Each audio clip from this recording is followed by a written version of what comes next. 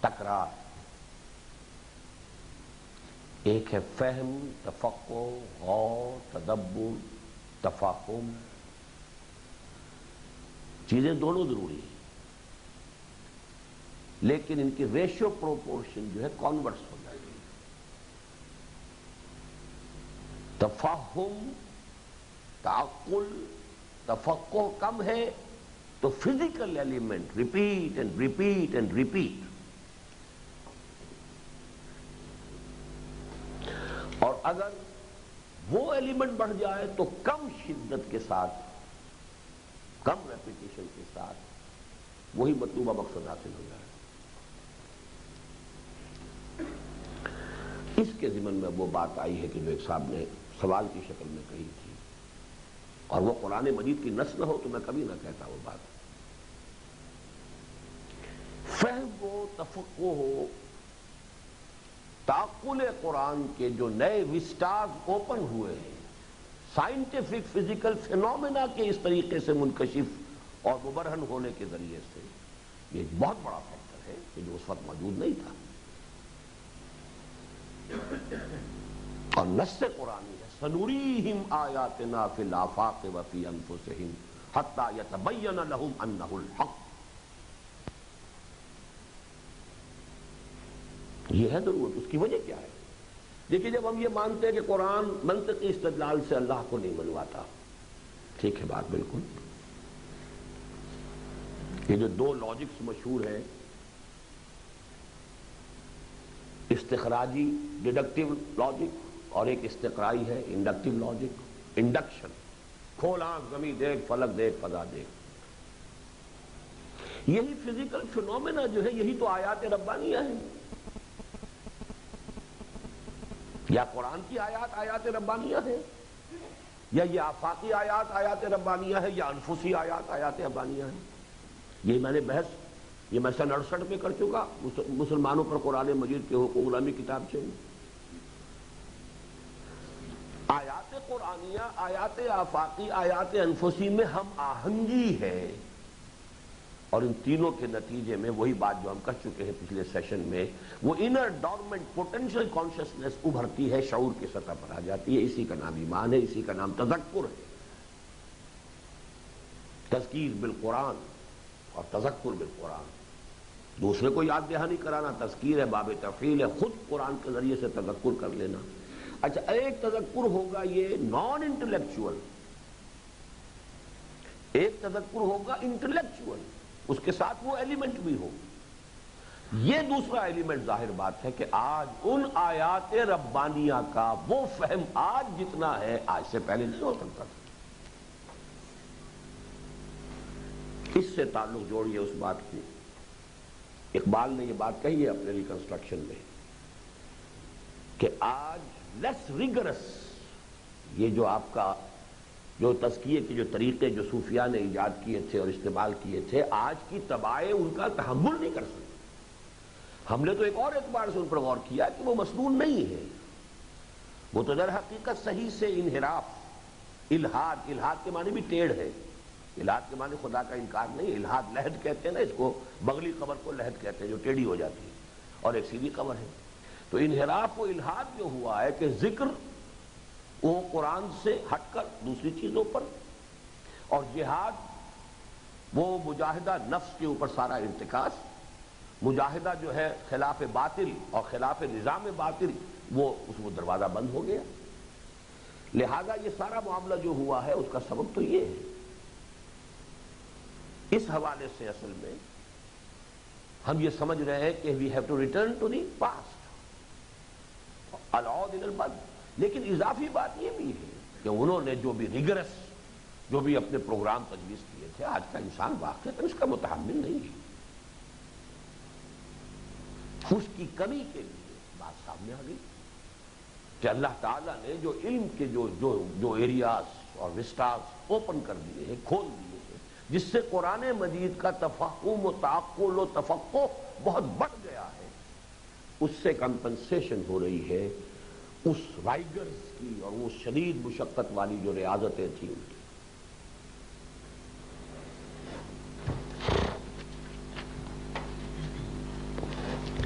Number 2،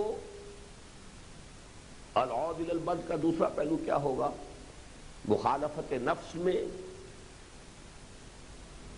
عبادات صرف تقرب بالفرائض کی حد تک،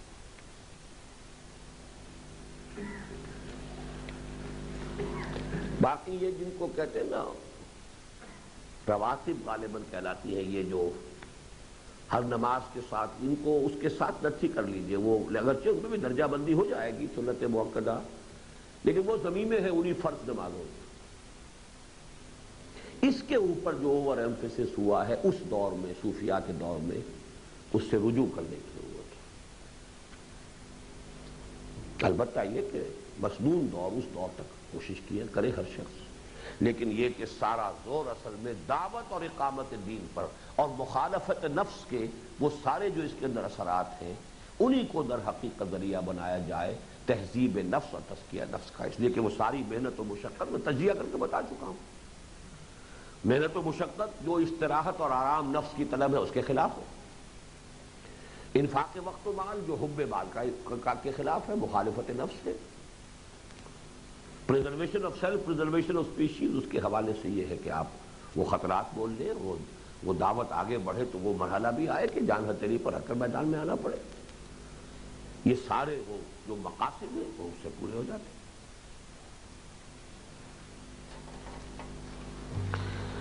اس میں اس اعتبار سے بھی بات بالکل کھل چکی ہے اب کہ اب وہ غلبہ دین کا دور نہیں ہے، اسلام اس وقت ریاست یا سلطنت کے دور میں نہیں ہے، یہ تو حالت غربت کا دور ہے اسلام کا۔ بدا الاسلام غریبا وسیعود کما بدا فطوبی للغرباء، تو اس حوالے سے بھی اوریجنل کی طرف حالات وہی ہیں، اوریجنل کی طرف ہمارا رجوع کرنا منطقی ہے، معقول ہے، مطلوب ہے۔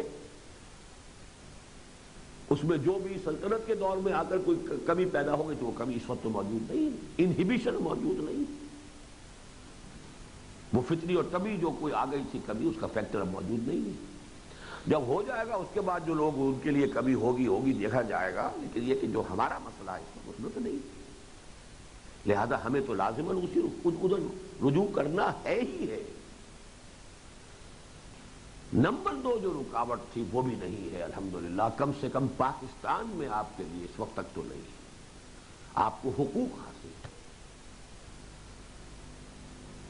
Right of association, right of expression, right of gathering, آپ کے اوپر قلقلیں نہیں ہیں، سوائے اس کے کہ جو قلقلیں آپ نے خود لگا رکھی اپنی حب مال، حب جاہ، دولت کی محبت، آرائش اور عیش کی محبت، ان محبتوں کی وجہ سے جو آپ نے لگا رکھی ہے اس کی ذمہ داری آپ پر ہے، ایکسٹرنلی تو کوئی آپ کے اوپر نہیں، جتنا ایثار کر سکے۔ فاتقوا اللہ ما استطعتم واسمعوا واطیعوا وانفقوا خیرا لانفسکم ومن یوق شح نفسہ فاولئک هم المفلحون۔ اب یہ کہ کسی کے نزدیک اپنا کیریئر ہی وہ معبود ہے، اس کو کیسے چھوڑ دے؟ کسی نزدیک ملازمت ہے، شاید اللہ تعالیٰ کی رزاقیت جو ہے وہ تو اسی ملازمت کے ذریعے ہی ہو سکتی ہے، اور تو اللہ کے ہاتھ بنے ہوئے ہیں، یہ دوسری بات ہے، یہ پرسنل معاملات ہے۔ اس ماحول میں رکاوٹ نہیں ہے، آپ کے پاس کوئی قانون نہیں، آپ کو حق حاصل ہے، کتنا آپ اس کے اندر جتنا گڑ ڈالیں گے اتنا میٹھا ہوگا، اٹ ڈیپینڈ اپون یو، جتنا ایثار کریں گے اتنی ہی آپ اپنی روحانی ترقی کا راستہ کھولیں گے، جتنی نفس کی مخالفت کریں گے اتنا ہی آپ کے لیے ارتقاء روحانی جو ہے وہ اس کی منزلیں طے ہوں گی، بس ایبسلیوٹلی ڈیپینڈنٹ اپون یو۔ یہ نہیں ہے کہ وہاں تو ذرا کو بات کرتا تھا تو باغی شمار ہو جاتا، حضرت حسین تو باغی تھے اور کوئی راستہ بھی نہیں تھا اس وقت سوائے اس کے کہ وہ پھر بیعت لے کر کوئی کنفرنٹیشن کو جنگی ہوتی، اور تو کوئی راستہ ہی نہیں۔ یہ جو جہاد ہے جس کے مواقع اللہ تعالیٰ نے حضور کو اس لیے دے دیے تھے، جو میں نے تجزیہ کر کے آپ کو بتایا ہے حال ہی میں اپنی تقاریر میں، کوئی سینٹرل گورنمنٹ کا نہ ہونا عربین پیننسولا میں ایک بہت بڑی سہولت تھی آپ کے لیے، سپر پاورز کا غافل ہی رہنا، پتہ ہی نہیں چلا انہیں کہ کیا ہو رہا ہے وہاں، ان کی جڑیں کٹ رہی ہیں انہیں پتہ ہی نہیں۔ حضور صلی اللہ علیہ وسلم کو وہ بریدنگ سپیس ملی ہے، ہاں گورنمنٹ نام کی ایک شے تھی اگر کسی درجے میں تو مکے شہر میں تھی، وہاں آپ کو معلوم ہے وہاں سے آپ کو نکلنا پڑا۔ اس حوالے سے ہمارے ہاں اس میں جو سہولت ہے وہ یہ ہے کہ کانسٹیٹیوشنل ملک ہے آپ کا، آپ کو یہاں پہ حقوق حاصل ہیں، ٹھیک ہے ان کے وسائل ہیں، وہ آپ کی کریکٹر ایسوسینیشن کریں گے، کریکٹر ایسوسینیشن کے لیے بڑے سے بڑے قلم کار لوگ موجود ہیں جن کو وہ خرید سکتے ہیں، یہ سب کچھ ہوگا، but still you have the rights, آپ کے لیے ہاتھ آپ کے بندھے ہوئے نہیں۔ بہرحال میں کنکلوڈ کر رہا ہوں، دیکھیے کام وہی ہے جو ہم کر رہے ہیں، سارا تجزیہ ساری تشخیص آج تزکیہ نفس کے حوالے سے اور تصوف کے حوالے سے وہی آ گیا۔ آئی صدائے جبرائیل تیرا مقام ہے یہی، اہل فراق کے لیے مسئلہ دوام ہے یہی، یا عیش دوام ہے یہی، شعر مجھے پوری طرح یاد نہیں ہے، لیکن پھر میں اسی آیت مبارکہ کا حوالہ دے رہا ہوں، قُلْ هَٰذِهِ سَبِيلِي أَدْعُو إِلَى اللَّهِ عَلَىٰ بَصِيرَةٍ أَنَا وَمَنِ اتَّبَعَنِي۔ یہ جو بھی کام ہم نے شروع کیے تھے الحمدللہ، وہ بات جو میں نے شروع میں بھی کہی تھی کہ جہاں تک فکر کا تعلق ہے، سوچ کا تعلق ہے، میری اس فکر کا تانا بانا صغرا کبرا یہ اس کام کے شروع کرنے سے پہلے میرے ذہن میں مکمل تھا۔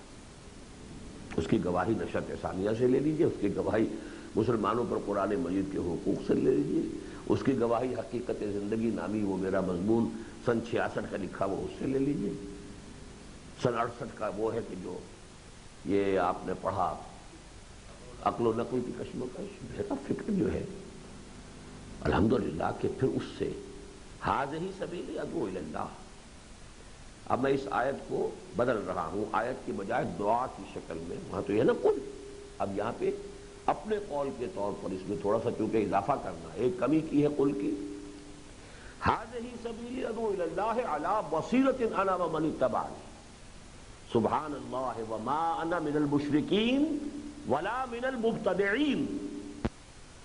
اللہ پاک ہے، میں نہ مشرکوں میں سے ہوں نہ مبتدعین میں سے ہوں۔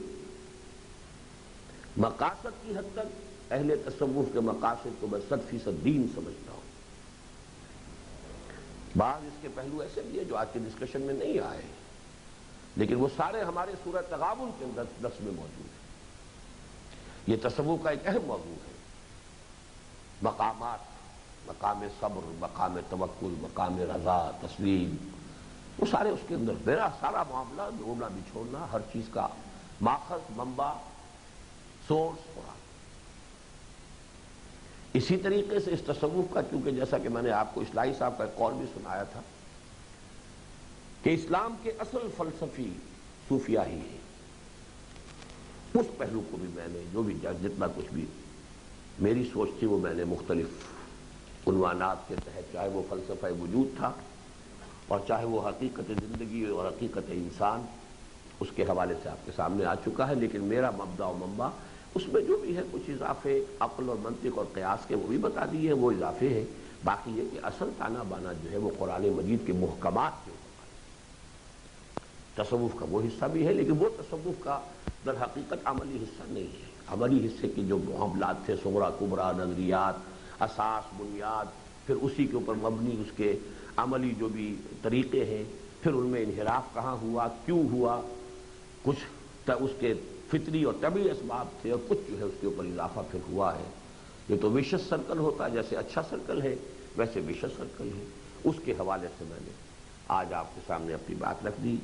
اگر اس میں کوئی خیر ہے جو بھی میں نے پیش کیا ہے، وہ جو اشعار شاید آپ نے پڑھے تھے پہلے دن کہ میرے قافلے میں لٹا دے اسے اور لٹا دے ٹھکانے لگا دے اسے، یہی کچھ ہے ساقی متاع فقیر، اسی سے فقیری میں ہوں میں امیر، میرے قافلے میں لٹا دے اسے، لٹا دے ٹھکانے لگا دے اسے۔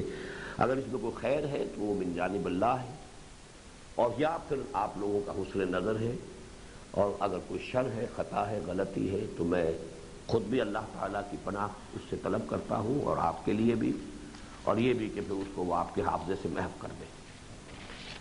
اب چند اختتامی باتیں ہیں۔ ایک موضوع رہ گیا ہے جو میرے ذہن میں تھا، اس جو بھی ہمارا 4 روزہ پروگرام تھا، اس کا عنوان ہے مراتب سعادت۔ اللہ تعالی ہمیں انہیں شامل کرے۔ اس میں میں صرف آپ کو آؤٹ لائنز دے رہا ہوں اور کچھ ریکمنڈیشنز دے رہا ہوں، اور ایک چیز اس کے لیے خاص طور پہ چھپوائی تھی مطالعے کے لیے، وہ آپ کو پیش کر دی گئی ہے، حقیقتاً اپنے طور پر پڑھ لیجئے گا۔ دیکھیے، مراتب سعادت ہمارے ہاں ایک تو نبوت و رسالت کے حوالے سے خیر امتی قرنی ثم الذین یلونہم ثم الذین یلونہم، پھر صحابہ میں مراتب فضیلت کہ سب سے چوٹی پر خلفائے اربعہ ہیں، اور ان میں ترتیب فضیلت جو ہے وہ ترتیب خلافت کے ساتھ ہے۔ پھر یہ کہ عشرہ مبشرہ میں سے علی الستۃ الباقیۃ من العشرۃ المبشرہ وہ 6 ہیں۔ پھر یہ کہ 313 ہے، ان میں سے جتنے بھی نکل جائیں، ان میں سے 12 تو میرا خیال ہے نکل ہی گئے، یا 12 نہیں 9، اس لیے کہ 10 میں سے حضرت عثمان رضی اللہ تعالیٰ عنہ غزوہ بدر میں شریک نہیں تھے۔ 12 313، اس سے آگے آئیے تو وہ جو 1400 یا 1800 اصحاب شجرہ ہیں، اس سے آگے آئیے، اس سے نیچے گئیے، تو پھر جو بھی فتح مکہ سے قبل ایمان لے آئے، اور اس کے بعد وہ ہے کہ جو بعد میں ایمان لائے طلقاء ہے۔ دوسرا ایک جو ہے مراتب سعادت کے اعتبار سے ایک تقسیم ہے جو قرآن مجید میں سورہ توبہ کی آیات 100 تا 105 میں ہے۔ السابقون الاولون من المہاجرین والانصار والذین اتبعوہم بإحسان رضی اللہ عنہ ورضوا عنہ، غالباً۔ اس کے بعد پھر ہے 2 مراتب کا تذکرہ کیا گیا، منافقین، اور لفظ آگے نہیں آیا ضعفاء کا، وآخرون اعترفوا بذنوبہم خلطوا عملا صالحا وآخر سیئا۔ 4 کیٹیگریز وہاں بنتی ہیں۔ ان میں جو اصل تقسیم ہے وہ قوت ارادی۔ کچھ لوگ ہوتے ہیں کہ حق سامنے آیا فوراً کود کر قبول کیا اور ہر چیز والا بات۔ السابقون الاولون، بات ٹھیک ہے، اب دائیں بائیں نہیں دیکھنا ہے، کوئی اور بڑھ رہا ہے کہ نہیں بڑھ رہا ہے، کوئی اور پیچھے آ رہا ہے کہ نہیں آ رہا ہے، اور یہ آئے نہ آئے، آگے پیچھے کوئی ہے یا نہیں ہے، بات صحیح ہے، مجھے قبول ہے۔ کچھ لوگ ہوتے ہیں جو ذرا ہمت میں، ارادے میں، عزیمت میں کم تر ہوتے ہیں، بات تو ان پر بھی فوراً منکشف ہو جاتی ہے کہ ٹھیک ہے، لیکن وہ کچھ منتظر رہتے ہیں، کچھ چلیں تھوڑے بہت لوگ آگے بڑھیں، کچھ جنگل ہے، کوئی راستہ نہیں ہے، کوئی 1 2 آدمی آگے جا رہے ہو تو چلو۔ کم ہمت لوگوں کی بھی ہمت ہو جاتی ہے، وہ ہے متبعین باحسان والذین اتبعوہم باحسان۔ اچھا، اور یہ نوٹ کیجئے کہ یہ کیٹیگریز ہمیشہ رہیں گی معاشرے میں۔ وہ پہلی تقسیم تو وہ تھی کہ جس کا تعلق جو ہے نبوت و رسالت آپ کا، آپ کے ساتھ، وہ تو مسئلہ اب ختم ہوا۔ یہ کیٹیگریز جو ہے ہمیشہ رہیں، اسی لیے السابقون الاولون من المہاجرین والانصار، حالانکہ انصار تو آ رہے ہیں 12 برس کے بعد آ رہے ہیں، لیکن یہ کہ ان میں سے بھی وہ لوگ تھے جنہوں نے فوراً، اور یہ کہ پھر کچھ لوگ منتظر رہے کہ ذرا آگے کچھ چلیں لوگ، کوئی تھوڑا سا راستہ بن تو جائے گا۔ تیسرے درجے میں وہاں قرآن مجید میں ترتیب ذرا مختلف ہے، تیسرے درجے میں ہوتے ضعفاء، گرتے پڑتے بیچارے چلتے رہتے ہیں، کچھ گر بھی گئے، کچھ چل بھی پڑے، لیکن یہ کہ خطا کا اعتراف ہو رہا ہے، استغفار ہو رہا ہے، اعتراف ہو رہا ہے، اعترفوا بذنوبہم۔ پھر یہ کہ وہ اچھے کام بھی ہو جاتے ہیں، برے بھی ہو جاتے ہیں، ضعفاء۔ چوتھے نمبر پر پھر منافقین، حق سمجھتے ہیں، قبول کرتے ہیں، نہیں چل پاتے، ابتدا میں کوئی اعتراف کر بھی لیا، پھر ایک عزت نفس جو ہے انہیں آمادہ کرتی ہے جھوٹ بولنے پر، پھر جھوٹی قسمیں کھانے پر، پھر ان کے اندر ایک ری ایکشن پیدا ہوتا ہے، اور دشمنی میں تفصیل سے مراتب نفاق بیان کر چکا ہوں۔ لیکن ان چاروں کیٹیگریز کی نفسیاتی حقیقت اور فرق کو سمجھنا بہت ضروری ہے، اور اس پر مجھے اس وقت کچھ نہیں کہنا ہے۔ اس پر مولانا اصلاحی صاحب کی کتاب دعوت دین اور اس کا طریقہ کار کا چیپٹر دعوت حق کے موافقین، اس پر بہترین چیپٹر، اس کا مطالعہ کیجیے۔ اور تیسرا البتہ ہے کہ جس کا اللہ تعالیٰ نے خصوصی انکشاف مجھ پر فرمایا ہے، وہ ہے وہ کیٹیگریز چار: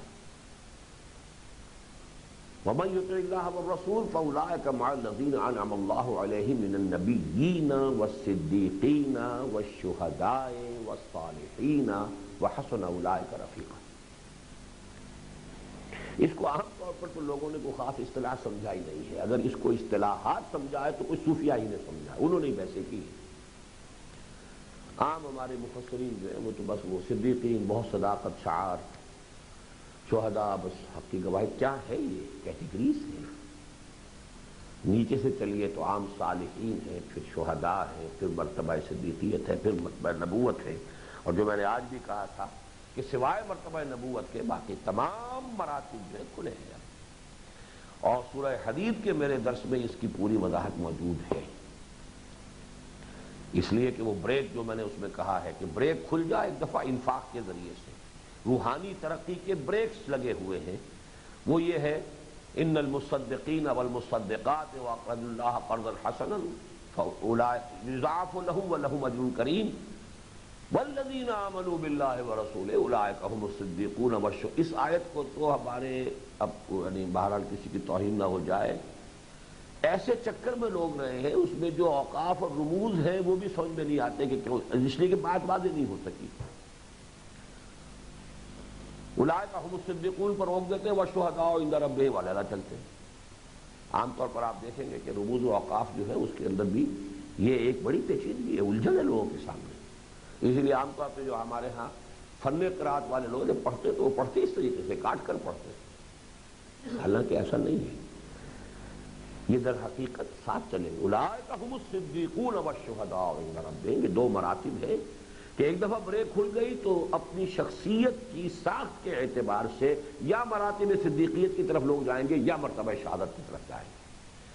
جو انٹروورٹس ہیں، جن کی ذہنی فکری صلاحیتیں زیادہ ہیں، وہ صدیقیت کی طرف جائیں گے، جن کی فطرت زیادہ سلیم ہے اور جن کی زیادہ عقل سلیم ہے وہ ادھر جائیں گے، جن کے اندر جو زیادہ ایکسٹروورٹس ہیں، جن کے اندر قواعد عملیہ زیادہ ہیں، وہ ہے کہ جو مرتبہ شہادت کی طرف جائیں گے۔ تو ان کا جو سائیکولوجیکل انالیسس ہے، یہ مضمون جب میں نے لکھنا شروع کیا تھا تو مولانا امین حسن اصلاحی صاحب ہی کے ابھی زیر سرپرستی میثاق نکل رہا تھا، اس پر انہوں نے اصل میں وہ پھپتی چست کی تھی۔ جب میں گیا ملنے تو کہنے لگے کہ میں نے جو میرا وہ حقیقت زندگی والا مضمون ہے اس میں نے لکھ بھی دیا اس کتابچے کے شروع میں کہ مولانا اصلاحی صاحب نے ڈسکریج کیا تھا مجھے کہ ایسے مضمون مت لکھو، یہ ابوالکلامی انداز ہے، اس کا دور ختم ہو چکا۔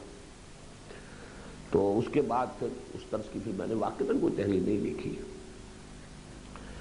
لیکن یہ کہ اس پر جو ہے ان کا تبصرہ ہو تو میرے لیے، اگرچہ انہوں نے تو بہرحال مجھے ڈانٹ پلائی تھی بہت سخت اس خاص انداز میں، ایک بڑے مشفقانہ انداز میں، میرے لیے وہ بہت بڑا ٹیسٹیمونیل اور بہت بڑی سند بن گیا کہ میں نے اس کو پڑھا تو میں نے سر پکڑ لیا، یا اللہ یہ شاہ ولی اللہ کی سطعات لکھ رہا ہے، ہمات لکھ رہا ہے، لمعات لکھ رہا ہے، کیا لکھ رہا ہے؟ میں نے کہا اس سے بڑی سند میرے لیے کیا ہوگی اگر شاہ ولی اللہ کی سطعات و ہمات و لمعات کے ساتھ میرے اس حقیر سی تحریر کو بھی کہیں ڈانڈے ملا دیں اور اصلاحی صاحب ملا دیں۔ بہرحال اس میں تجزیہ ہے اس کا، اس کو بھی بہت گہری یعنی نفسیات انسانی کے حوالے سے گہرا مطالعہ کیجئے، وہ کتاب سے بھی شکل میں آپ کو دے رہا ہوں۔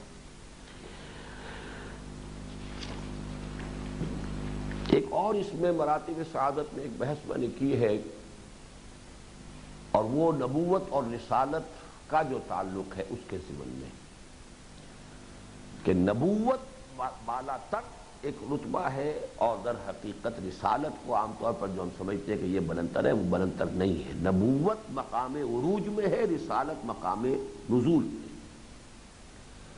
یہ بات بھی اصل میں وہ میں چونکہ بیان کر چکا ہوں تفصیل سے حال ہی میں، سورہ بقرہ کا جب یہ رکوع میں وہ قتل رسل کا تذکرہ آیا ہے تو میں نے اس کا ایک گراف بھی بنایا تھا، فگر بھی بنائی تھی، تو وہ بھی یہاں پہ پیش کی تھی، لیکن یہ کہ بہرحال اس وقت اس کے تذکرے کا موقع نہیں ہے، لیکن اس کے ڈانڈے ملتے ہیں اصل میں اہل تصوف کے ایک قول کے ساتھ۔ وہ قول یہ ہے جو حقیقت میں تو ایک صحیح بات پر مبنی ہے، لیکن اس کی تعبیر اس انداز میں کی گئی ہے کہ وہ باقاعدہ واقعہ یہ ہے کہ میں تو سمجھتا ہوں کہ کفر کے ساتھ آس پاس پہنچ جاتا ہے۔ مقام ولایت نبوت سے افضل ہے، یہ بہت بڑی غلط بات ہے، بہت بڑی غلط بات ہے۔ بلند ترین رتبہ نبوت۔ اصل میں جو بات کہنے کی ہے وہ یہ ہے کہ نسبت ولایت اور نسبت عبدیت اس کا تعلق ہے نسبت نبوت کے ساتھ۔ نسبت رسالت کا تعلق جو ہے وہ نسبت شہادت کے ساتھ ہے، وہ اس کتاب کے اندر بھی مضمون آ جائے گا۔ یقیناً نبوت رسالت سے افضل ہے، نبوت کے ساتھ قرب رکھنے والا وہ نسبت عبدیت، نسبت ولایت ہے۔ اس حوالے سے اس بات کو در حقیقت نبوت کی جگہ لفظ رسالت کی جگہ نبوت لے آئے، اور نبوت کی جگہ جب لے آئے ولایت، تو اس کے اندر بہت بڑا مغالطہ اور بہت بڑی گمراہی پیدا ہو گئی ہے۔ لیکن یہ بات جس کو کہ میں نے بارہا اپنے دروس میں بیان کیا ہے مولانا روم کے حوالے سے، کہ یہ جو واٹر سائیکل ہے، پانی جب اٹھتا ہے سمندر سے تو اس سے زیادہ پاکیزہ بخارات نہیں ہو سکتے، وہ تو ڈسٹیلیشن ہو رہی ہے نا، لیکن جب اترتا ہے بارش کی شکل میں تو وہ فضا کو دھوتا ہوا آتا ہے، جب دھوتا ہے تو کثافت کہاں گئی؟ اپنے اندر آ گئی نا۔ پانی فضا کی کثافت کو، ابھی درخت کتنے میلے ہوئے تھے گردے سے، پانی جو ہے وہ پڑا ہے، اس نے گردہ دھو دیا تو گردہ لے کے زمین پہ آیا، پھر زمین کے گند کو صاف کرتا ہوا دریا میں گیا، پھر دریا سے ہو کر وہ پانی پہنچ گیا، اور نہ کیا کچھ لے کر اور جاتا ہے بیچارہ، وہ دریا کے اندر جو ہے وہ سارا آپ کا سیوریج جو ہے وہ سب کا سب وہیں پہ پہنچتا ہے، اور پھر وہاں سے وہ سمندر میں پہنچا، سمندر میں جا کے ساری اس نے گندگی ڈمپ کی، اور یہ کہ وہاں سے وہ بہت پاک اور صاف ہو کر پھر اوپر اٹھ گیا۔ یہی وہ کہتے ہیں کہ نبوت اور خاص طور پر جو نسبت عبدیت ہے، نبوت اور نسبت عبدیت ایک دوسرے کے ساتھ ہے، اس کو نوٹ کر لیجیے، اور اس کی گویا کہ ریپرزنٹیٹیو ہے رات کا قیام، جس کے اندر کہ بندہ رسول عبدہ بھی تو ہے نا، وہ کھڑے ہیں اللہ کے سامنے، رخ اللہ کی طرف ہے، رات کو وہ اپنی پیوریفیکیشن کر رہے ہیں۔ کس چیز کی پیوریفیکیشن؟ یہاں یہ نہ سمجھیے گا کوئی گناہوں کی آلودگی ہے ان کے اندر، ایک آلودگی آتی ہے وہ میں بعد میں بتاؤں گا، اس آلودگی کی پیوریفیکیشن ہو رہی ہے رات کے وقت، یہ ہے مرتبہ عروج۔ اور دن کے وقت جب وہ دعوت و تبلیغ کرتے ہیں، کسی نے کہہ دیا پاگل جا رہا ہے، تکدر پیدا ہوگا کہ نہیں ہوگا؟ یہ جو تکدر آ رہا ہے یہ وہ آلودگی ہے جو طبع محمدی طبع نبوت کے اندر پیدا ہو رہا ہے، تکدر ہے، صدمہ ہوا ہے، کسی کو غصہ بھی آ گیا ہوگا، 2 مرتبہ قرآن میں آیا وَإِمَّا يَنزَغَنَّكَ مِنَ الشَّيْطَانِ نَزْغٌ فَاسْتَعِذْ بِاللَّهِ۔ غصے سے ماورا تو نہیں تھے حضور صلی اللہ علیہ وسلم، جب حضرت عائشہ کو بددعا دینی تھی، جب احد میں یہ فرما دیا تھا کہ کیف یہد اللہ قوما خضبوا وجہ نبیہم بالدم، تو غصہ بھی آتا تھا، تو کسی نے کوئی گالی دی ہے تو غصہ آ گیا ہوگا، کسی نے کچھ اور کہہ دیا ہے، طبیعت میں تکدر، انقباض۔ وَلَقَدْ نَعْلَمُ أَنَّكَ يَضِيقُ صَدْرُكَ بِمَا يَقُولُونَ، آپ کا سینہ بھیجتا ہے ان باتوں سے جو یہ کرتے ہیں، اس سینے کی کشادگی، اس کا سر نو انشراح، اس تکدر کا دھونا، یہ رات کو ہو رہا ہے۔ تو یہ ہے مقام عبدیت، مقام عبدیت مرتبہ عروج میں ہے، اس لیے کہ اس کا رخ اللہ کی طرف ہے، مقام رسالت مرتبہ نزول میں ہے، اس لیے کہ اس کا رخ بندوں کی طرف ہے۔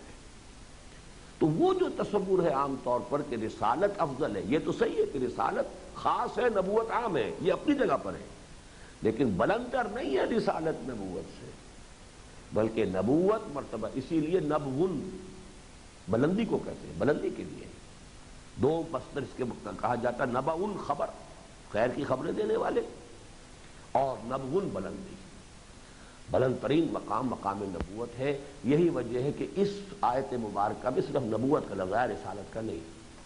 فَأُولَٰئِكَ مَعَ الَّذِينَ أَنْعَمَ اللَّهُ عَلَيْهِم مِّنَ النَّبِيِّينَ وَالصِّدِّيقِينَ وَالشُّهَدَاءِ وَالصَّالِحِينَ۔ باقی رسالت تو نبی کا فرض منصبی ہے جو ادا کر رہا ہے، لیکن وہ مرتبہ عروج میں نہیں، مرتبہ نزول میں ہے۔ رسالت مرتبہ نزول میں ہے، اور رسالت کے ساتھ نسبت ہے مرتبہ شہادت کی، اس لیے کہ شہداء علی الناس اور علیہم شہیدہ، یہ جو ہے معاملہ شہادت در حقیقت کار رسالت، فرید رسالت کی ادائیگی کے لیے قرآن کی اصطلاح شہادت ہے۔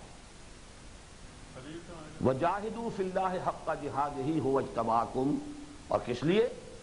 لِيَكُونَ الرَّسُولُ شَهِيدًا عَلَيْكُمْ وَتَكُونُوا شُهَدَاءَ عَلَى النَّاسِ وَكَذَلِكَ جَعَلْنَاكُمْ أُمَّةً وَسَطًا لِتَكُونُوا شُهَدَاءَ عَلَى النَّاسِ وَيَكُونَ الرَّسُولُ عَلَيْكُمْ شَهِيدًا۔ اب نوٹ کر لیجئے، سوال بھی کیا ہے، اچھا ہے۔ اب ولی، خلیل، یہ ایک قبیل کی چیز ہے، اس میں درجوں کا فرق ہے صرف۔ اولیاء کون ہے؟ الذین آمنوا وکانوا یتقون، بات ختم ہو گئی۔ حقیقت ایمان جسے حاصل ہو گئی وہی تو ولی ہے، اور کون ولی ہے؟ اس کے سر پہ سینگ تھوڑا ہی ہوتے ہیں۔ جس کو حقیقت ایمان نصیب ہو گئی وہی ولی ہے۔ الا ان اولیاء اللہ لا خوف علیہم ولا هم یحزنون الذین آمنوا وکانوا یتقون لهم البشریٰ فی الحیاۃ الدنیا والآخرہ۔ اسی کا مثنیٰ ہے وہ آیت، ان الذین قالوا ربنا اللہ ثم استقاموا تتنزل علیہم الملائکۃ الا تخافوا ولا تحزنوا۔ اس کے ساتھ نسبت ہے خلت کی، واتخذ اللہ ابراہیم خلیلا۔ اسی کے ساتھ پھر رفیق کی نسبت بھی ہے، اللہم فی الرفیق الاعلی۔ یہ ساری نسبتیں تو ایک ہی ہوں گی، لیکن ادھر جو ہے معاملہ وہ جو دوسرا ہے، وہ رسالت کے ساتھ شہادت۔ بیس لائن ہے یہ جو ہے، کچھ چیزیں آپ اس میں پڑھ لیں گے، لیکن میں نے یہ تھوڑی سی وضاحت اس لیے کر دی کہ شاید آپ کو بھی دقت ہو اس کو بغیر اس کو پڑھنے میں۔ البتہ یہ کہ یہ بھی نامکمل ہے، پھر میں جو اس کو لکھنا چاہتا تھا وہ سورۃ اللیل، میرے دروس میں وہ بات آ چکی ہے، اس لیے اس بات سے مجھے کوئی تشویش نہیں ہے کہ سورۃ اللیل جو ہے در حقیقت وہ سورہ صدیقیت ہے۔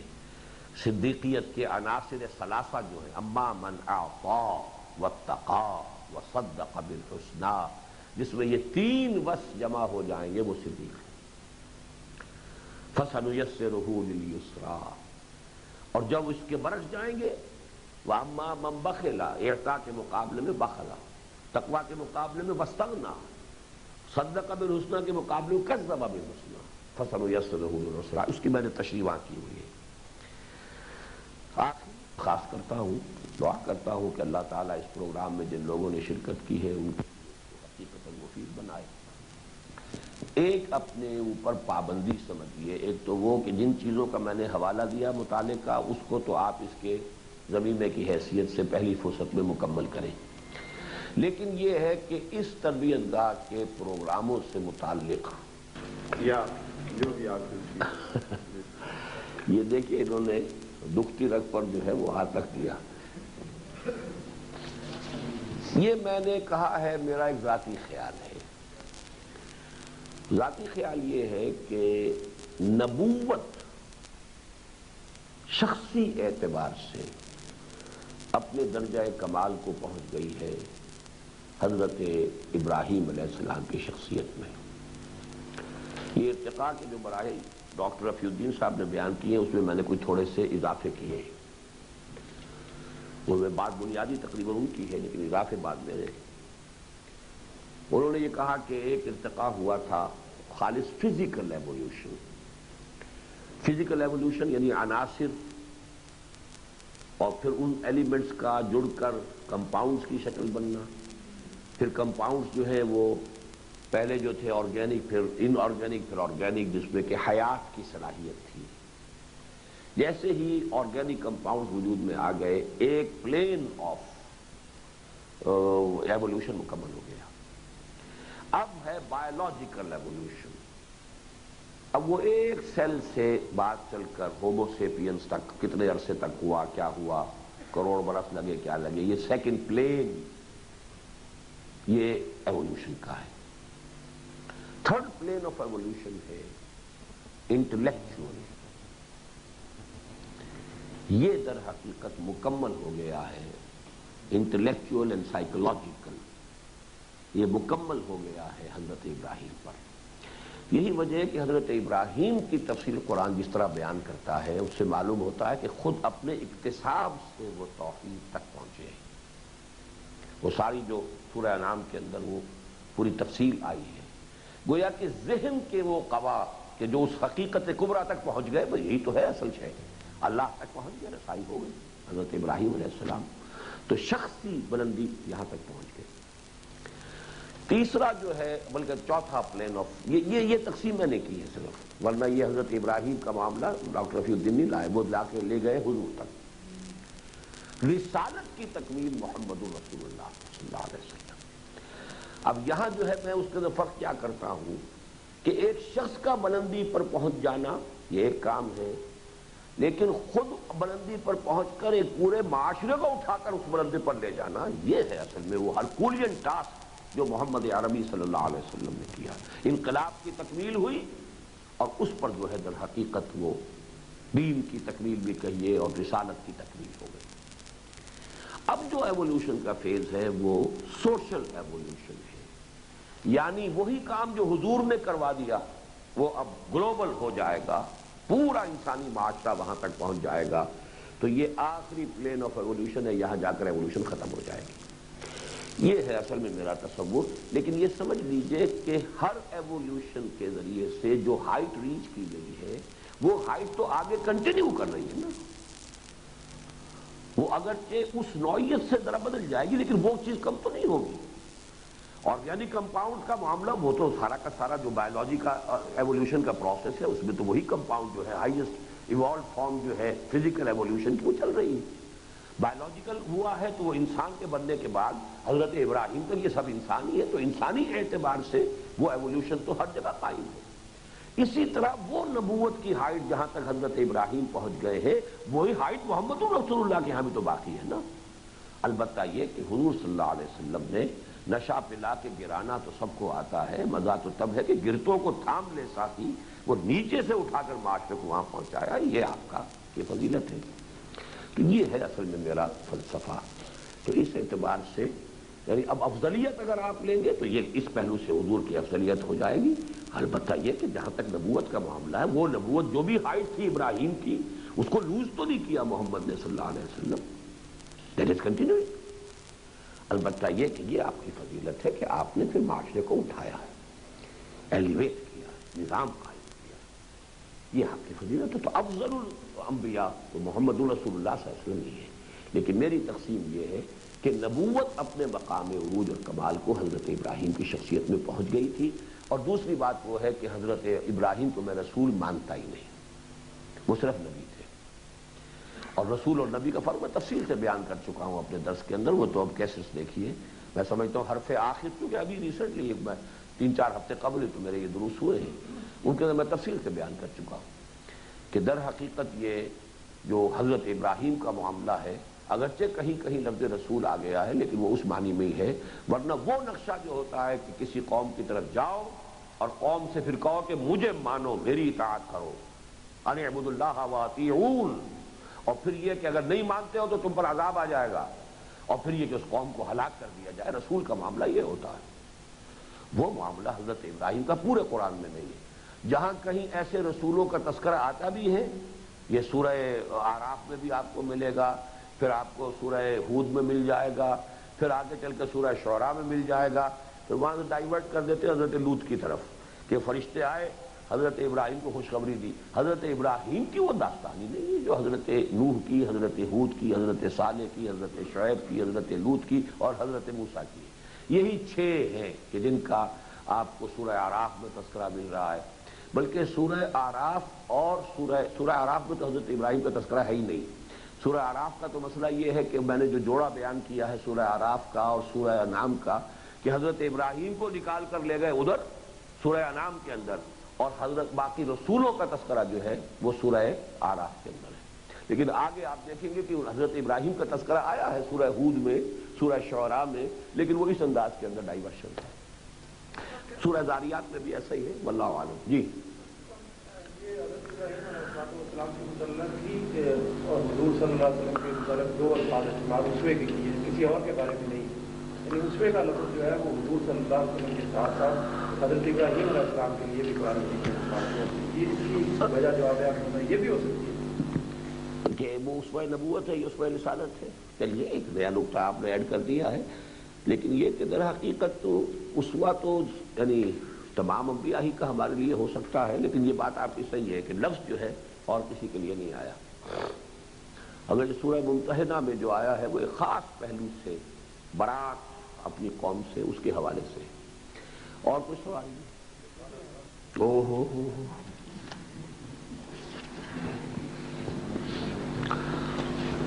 قوت ارادی کی حقیقت کیا ہے اور قوت ارادی کو کمزور اور مضبوط کرنے والی کیا چیزیں ہیں؟ قوت ارادی میں جس کو قرآن مجید میں کہا گیا وَلَمْ نَجِدْ لَهُ عَزْمًا، اگرچہ اس کی ایک تفسیر دوسری بھی کی گئی ہے کہ حضرت آدم میں ہم نے اس کا عزم اور ارادہ نہیں پایا گناہ کا یا اللہ کی معصیت کا، اللہ کے حکم کو توڑنے کا، لیکن ایک جو زیادہ ہے وہ یہ ہے کہ ان میں یعنی اس پر استقامت نہیں ہوئی، جو بھی اللہ کا حکم تھا کہ اس درخت کے پاس نہ جانا۔ تو قوت ارادی اس کو کہتے ہیں کہ ایک آدمی ایک کام کو صحیح سمجھتا ہے، کرنا چاہتا ہے لیکن نہیں کر پا رہا۔ جیسے مریض انسان کو نقاہت اس پر طاری ہے، یا اس کی انتہائی شکل یہ ہے کہ کسی کو فالج ہو گیا ہے، ویسے دیکھنے میں ہاتھ بالکل صحیح ہے لیکن وہ جنبش نہیں کھاتا۔ مضبوط کرنے کے لیے اصل میں یہ اچھا جو سوال کیا ہے، در حقیقت اسی سے لفظ بنا ہے مرید، اور یہ جو پیری مریدی ہے اس کی ایک پازیٹیو جو ہے اس کا پہلو وہ یہ ہے کہ صاحب جس شخص نے ارادہ کر لیا ہے وہ کسی ایسے شخص کا سہارا لیتا ہے کہ جو قوی الارادہ ہے، قوی الہمت ہے، کہ اس کی صحبت اگر ہوگی، اس کا ارادہ جو ہے قوی ہے، تو خربوزے کو دیکھ کر خربوزہ رنگ پکڑتا ہے، تو قرب سے ان کی صحبت سے، تو مرید ہے ارادہ کرنے والا وہ جس نے ارادہ کیا ہے۔ البتہ یہ ہے کہ کسی صاحب قوت ارادی جو ہے، مضبوط قوت ارادی کے کسی شخص کے پاس رہنے سے اس کی اپنی قوت ارادی کو بھی تقویت حاصل ہو سکتی ہے، تو یہ ایک اس کا ذریعہ ہے۔ باقی یہ کہ اس کے لیے جد و جہد جیسے آپ کو معلوم ہے کہ فزیکل جو ہے ایکسرسائز سے آپ کا جسم جو ہے مضبوط ہوتا ہے، اسی طرح کانسٹنٹ ایفرٹ کسی بھی کام کے لیے وہ قوت ارادی کی بھی تقویت کا ذریعہ بنتی ہے۔ تصوف کے حلقے میں قوالی کو بڑی اہمیت حاصل ہے، درست یا غلط ہونے پر تبصرہ کیجئے۔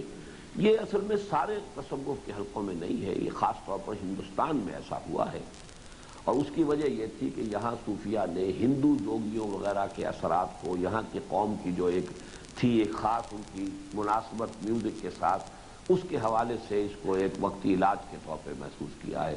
بہرحال یہ شے اس طریق محمدی صلی اللہ علیہ وسلم میں شامل نہیں ہے، اس میں شامل ہے تو قرآن کو اچھے انداز میں پڑھنا، محفل سماع جو ہے وہ سلوک محمدی صلی اللہ علیہ وسلم کی وہ ہوگی کہ کوئی اچھا قاری قرآن مجید کا جس میں تصنع نہ ہو، لیکن ہو بھی وہ خود صاحب کردار آدمی، محض فنکار نہ ہو۔ فنکار چاہے وہ کتنا ہی بڑا کافی ہو، وہ اس کا نہیں، اس کے اندر وہ تاثیر نہیں ہوگی جب تک کہ وہ خود صاحب کردار نہ ہو، تو وہ ہوگا تو اس سے یقیناً قرآن مجید کے جو اثرات ہیں وہ زیادہ آپ کے قلب کے اندر اتریں گے۔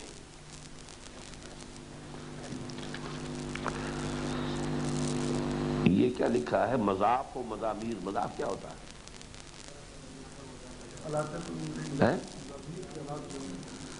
نہیں مضامیر تو آ گئے، مضاف کیا ہے کہ شرعی حیثیت کیا ہے؟ میں بیان کر چکا ہوں اس کی جی نہیں مضاف لکھا ہے۔ طارق خورشید صاحب کہاں ہیں جن کا یہ سوال ہے؟ آپ کی مراد کیا ہے؟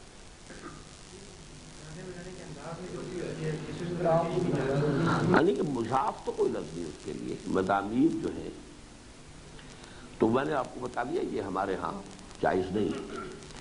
ایک حدیث کا حوالہ ہے کہ فقر کفر کے نزدیک ہے، لیکن حضور صلی اللہ علیہ وسلم اور صحابہ کرام جان بوجھ کر اس راستے میں پڑھتے تھے، کیا وجہ ہے؟ یہ اصل میں جس کو اختیاری فقر کہا جاتا ہے وہ وہی معنی ہے کہ آپ نے اپنی ساری توانائیاں اور قوتیں جب دین کے لیے وقف کر دی تو وہ خود بخود فقر آئے گا ہی۔ ایک یہ فقر ہے کہ جو کسی غلط تقسیم دولت کے نظام میں جبراً آپ کے اوپر ٹھوس دیا جاتا ہے، تو اس میں تو زمین و آسمان کا فرق ہے۔ الفقر و فخری، وہ تو حضور کے لیے تو رائے امتیاز ہے، آپ کا ایک فخر کی بنیاد ہے، لیکن وہ اختیاری فقر ہوتا ہے کہ آپ نے اپنا سارا وقت، اپنی ساری صلاحیتیں، توانائیاں بجائے دنیا کمانے اور پیسہ بنانے کے آپ نے لگا دی اللہ کے دین کے لیے، لوگوں کی خدمت خلق، یعنی انہیں اللہ کی طرف بلانے میں، دین کے قائم کرنے میں، باطل نظام، ظالمانہ نظام کی بےخکنی میں، تو وہ فقر جو ہے وہ آپ کا اختیاری فقر ہے۔ اس ایسے شخص کے قریب کفر نہیں آئے گا۔ ضمیمے کے طور پر مطالعے کے لیے آپ نے جن جن حوالہ جات کا ذکر کیا ہے، اگر دوبارہ وہی حوالہ جات ترتیب سے نوٹ کروا دیے جائیں تو مناسب ہے۔ یہ کوئی اور صاحب خدمت سر انجام دے، میں تو یہ کام نہیں اب کر سکوں گا۔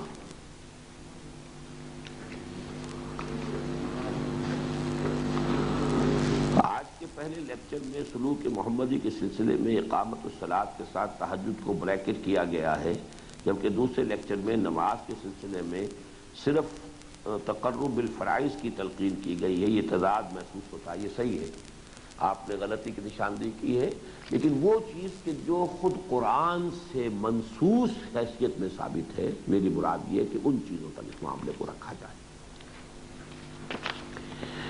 تو تہجد اس میں شامل ہے۔ اس تربیت گاہ میں اور اس سے قبل بعض خطابات میں آپ نے اس خواہش کا اظہار کیا ہے جو غالباً عالم جذب میں ہے، میں تو ابھی مجذوب نہیں ہوں، کہ حضور سے جلدی تشریف لے جانے کا شکوہ کریں گے جبکہ انقلاب محمدی کی تکمیل نہیں ہوئی تھی۔ حقیر دعا کرتا ہے کہ حضور سے ملنے والوں میں آپ بھی ہوں۔ اب میری درخواست ہے کہ چونکہ ہماری تنظیم اپنے مقصد کے حضور کے اعتبار سے ابھی بہت ابتدائی مراحل میں اور شدید ضرورت ہے کہ آپ اپنے جانے کی فی الحال بات نہ کیا کریں۔ ہم چاہتے ہیں کہ ہماری عمر بھی آپ کو مل جائے، لہذا آپ خود بھی اپنے لیے درازی عمر کی دعا کیا کریں اور ہمیں بھی اس کا حکم صادر فرمایا کریں۔ بہرحال میں اس کا حکم تو آپ کو نہیں دیتا، البتہ یہ کہ آپ یہ دعا کریں کہ اللہ تعالیٰ جب تک رکھے صحت کے ساتھ رکھے، معذوری کے ساتھ تو اس دنیا کی زندگی جو ہے وہ در حقیقت پھر بہت ہی قابل حذر شے ہے، اللہ تعالیٰ اس سے بچائے۔ تو باقی میں سمجھتا تھا شاید حضور کے بارے میں میرے اس قول پر کوئی تنقید یا اس کے متعلق سوال ہے، وہ نہیں ہے اس میں۔ افضل الذکر لا الہ الا اللہ کی سوچ اور فکر پر روشنی ڈال کر اصلاح فرمائیں۔ یہ تو در حقیقت اسی میں آ گیا نا کہ جو بھی حضور صلی اللہ علیہ وسلم سے، جیسے وہ تسبیح فاطمہ ہے، یہ ہے، لیکن اس کا طریقہ کیا ہے، اس کے لیے کیا اصل لینا ہے، اس کے لیے کیا ضربیں لگانی، یہ ساری چیزیں جو ہے یہ اوپر کے، ہاں آپ اپنے طور پر جب بھی خالی وقت ہے لا الہ الا اللہ محمد رسول اللہ اگر کرتے رہے تو بہت اچھا ہے۔ آپ نے صوفیہ کے ذکر مراقبے کے طریقوں کو ان کی ایجاد اور ابداع قرار دیا ہے، کیا آپ کے نزدیک یہ بدعت ہے؟ میں نے لفظ بدعت نہیں کیا، ابتداء جب کہہ دیا، ابداع اور ابتداء بلکہ کہا تھا، اجتہاد نہیں، میں اسے ابتداء کہتا ہوں، ایجاد کہتا ہوں، تو بدعت ہی ہے۔